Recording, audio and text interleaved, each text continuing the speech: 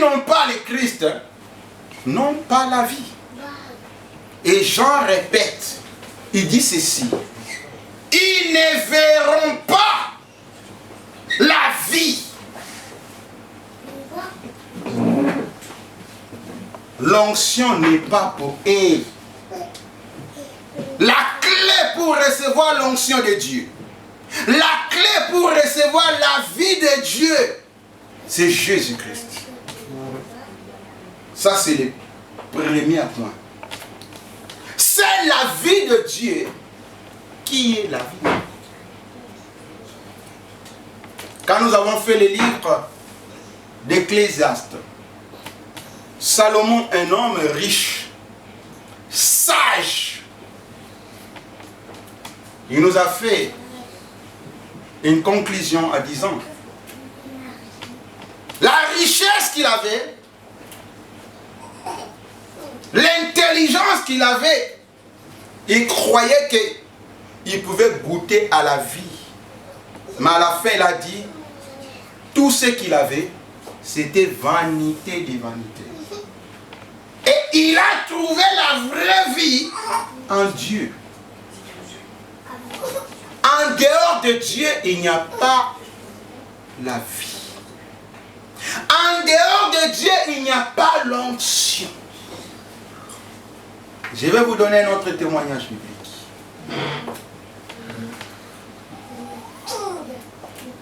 Quand Dieu a donné les ordres à son serviteur Moïse pour construire le tabernacle, les jours d'inauguration, Aaron et ses fils devaient entrer en service. La Bible dit quand il est arrivé au fils d'Aaron d'aller allumer le feu sur l'autel des parfums, la Bible dit ils ont pris le feu étranger. Ils sont venus avec le feu étranger pour apporter le feu étranger dans l'autel des parfums. La Bible dit les deux étaient frappés et ils étaient morts sur place. Amen. Hein? Parce qu'en dehors de Dieu, il n'y a pas la vie. Nous ne pouvons pas servir Dieu avec une autre onction. En dehors de Dieu, il n'y a pas d'onction. Et aucun homme sur la terre ne peut te donner l'onction. L'onction vient de Dieu. Aucune religion sur la terre pourra te donner l'onction. On va lire des versets pour comprendre. Nous allons retourner toujours dans 1 Jean 5, qui nous parle de cette vraie vie, de cette vie qui vient de Dieu, de cette vie qu'on appelle la vie éternelle, de cette vie on dit que ce n'est que les enfants de Dieu qui en sont. Ceux qui ont reçu Jésus-Christ dans leur vie comme Seigneur et Sauveur. Il dit, ceux qui n'ont pas cru, ils n'ont pas part à cette vie. Il va continuer maintenant dans verset 20. Je vais lire 2 versets pour comprendre ce que je venais de lire. 1 Jean chapitre 5. Je lis premièrement verset 20. Après je vais lire verset 27. Et puis je vais prendre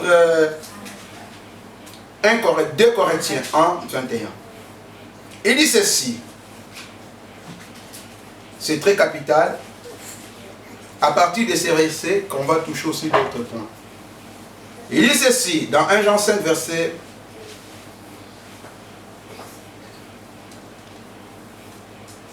1 Jean 2, pardon, verset 20. Il dit ceci.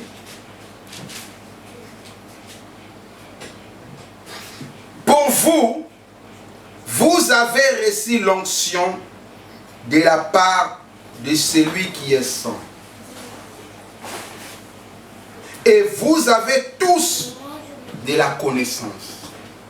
Écoute bien ce qu'il dit. Il dit, pour vous, vous avez reçu l'onction de la part de celui qui est saint. Et vous avez tous de la connaissance. Au 27e verset, il continue, il dit, pour vous, l'onction que vous avez reçue de lui demeure en vous. Et vous n'avez pas besoin qu'on vous enseigne. Mais comme son onction vous enseigne toute chose, qu'elle est véritable, qu'elle n'est point un mensonge. Demeurez en lui selon les enseignements qu'elle vous a donnés. Amen. Hein? Amen. Pour clôturer, je prends 2 Corinthiens 1, 21, comme je l'avais dit. 2 Corinthiens 1, verset 21. Ça va nous éclairer. Qui nous donne l'onction. On nous dit ceci. Et celui qui nous a affermis avec vous en Christ et qui nous a oint, c'est Dieu. Amen. Hein? Amen. La Bible dit ce n'est que Dieu qui nous a oint. Amen. Hein? Amen. C'est lui qui nous a oint en Christ. C'est très capital. Donc, premier point, la seule vie de Dieu qui est vie. Ce n'est que la vie de Dieu qui est vie. La Bible ne reconnaît pas d'autre vie. Amen. Hein? Amen. Là où il n'y a pas la vie de Dieu, Dieu n'est pas là. Celui qui a Christ a la vie. On dit que dès que tu reçois Christ, c'est Dieu là qui t'a oint. Pas n'importe qui. Amen. Hein? Amen. Deuxième point maintenant, c'est quoi? Comme nous avons vu que celui qui a Christ a la vie. C'est pourquoi nous allons traiter aussi deuxième point, qui nous parle d'une chose qui est capitale.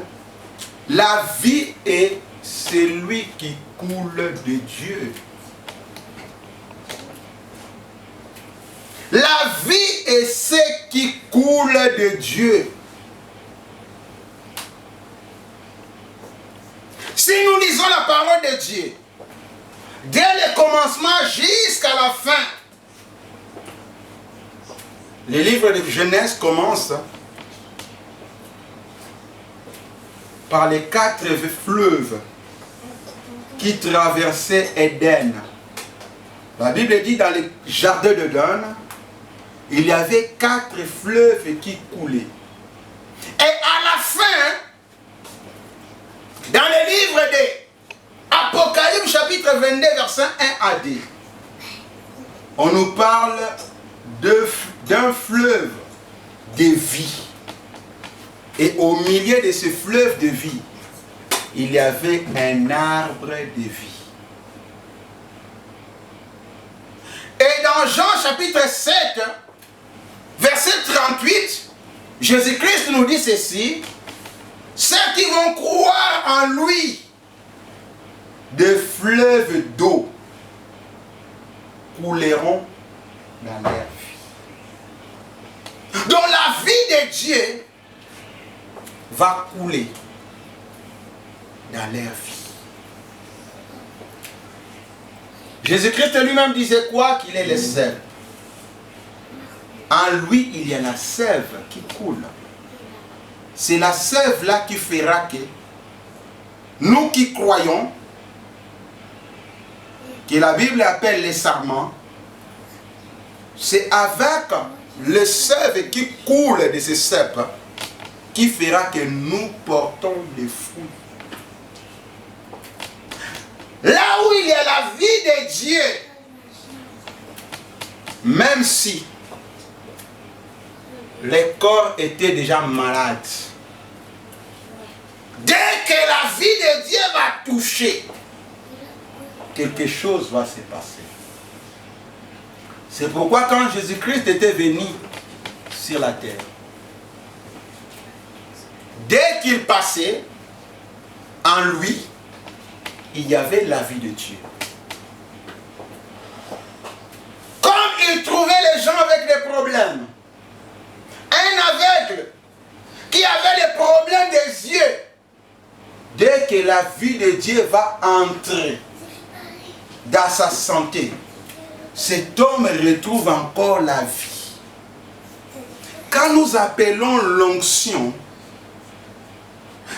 appelons la puissance de Dieu, nous voyons encore cette vie de Dieu. Parce que partout où cette vie coule, ça porte la vie, la bénédiction qu'on est en train de chercher. Nous ne pouvons pas chercher la bénédiction en dehors de cette vie. Le contraire de la vie, c'est la mort. C'est pourquoi je vous ai dit au début, l'onction de Dieu, c'est la vie de Dieu. Dans l'onction, on trouve la vie de Dieu. Même si la personne était déjà morte, comme le cas de Lazare, comme le cas des fils de veuves de Naïve. La Bible dit que son fils était déjà mort. Mais Jésus-Christ était des passages. Comme la vie passée. Là, on a mené son fils pour l'enterrer. Cette vie est entrée à cet enfant. Et l'enfant a été ressuscité. Amen. C'est ça que moi et toi, nous avons besoin. Si nous voulons seulement toucher les 3 dimensions de l'onction, sans comprendre l'onction en personne, il nous sera difficile de les connaître, de les chercher, de marcher avec lui, de lui comprendre, de lui céder notre vie. Enfin, que cette personne soit notre consolateur, notre